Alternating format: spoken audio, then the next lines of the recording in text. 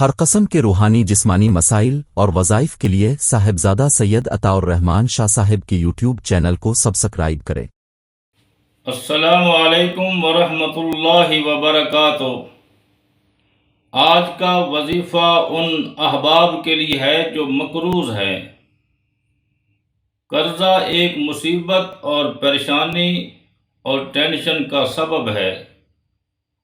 قرضہ کسی حال میں بھی معاف نہیں ہوتا جب تک وہ صاحب حق خود معاف نہ کرے۔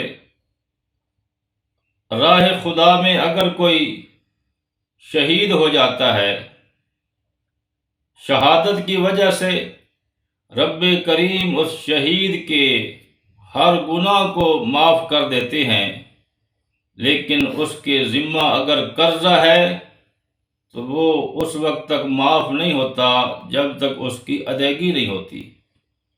تو اس لیے موت کی کوئی خبر نہیں۔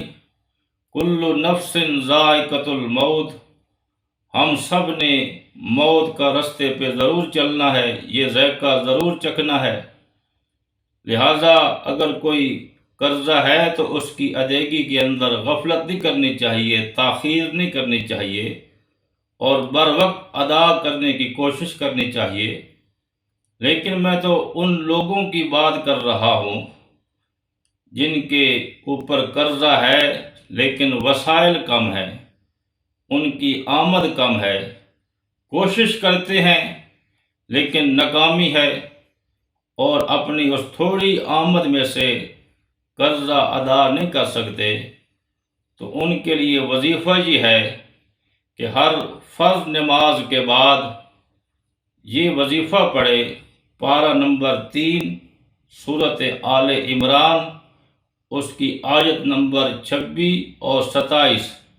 26 اور 27 یہ 2 آیات ہے، ان کو ہر فرض نماز کے بعد 5 مرتبہ پڑھے، اور وہ آیات یہ ہیں کہ قل اللہم مالک الملک تؤتی الملک من تشاء وتنزع الملک ممن تشاء وتعز من تشاء وتذل من تشاء بیدک الخیر وهو على كل شيء قدیر تولج اللیل فی النہار وتولج النہار فی اللیل وتخرج الحی من المیت وتخرج المیت من الحی وترزق من تشاء بغیر حساب۔ ان 2 آیات کو اگر آپ کو زبانی یاد نہیں تو آپ دیکھ کر بھی پڑھ سکتے ہیں۔ ہر فرض نماز کے بعد ان دونوں آیات کو آپ نے 5 مرتبہ پڑھنا ہے، اور یہ نسخہ تاجدار مدینہ کا فرمان ہے۔ آپ نے یہ ارشاد فرمایا کہ جو احباب مقروض ہیں اگر یہ وظیفہ پڑھیں گے، اگر ان کے ذمے پہاڑ جتنا بھی قرضہ ہے، اللہ چند دنوں کے اندر وسائل پیدا کر دے گا کہ ان کا قرضہ ادا ہو جائے گا۔ دعا ہے رب کریم اللہ تعالی ہم سب کو قرض جیسی مصیبت سے نجات نصیب فرمائے۔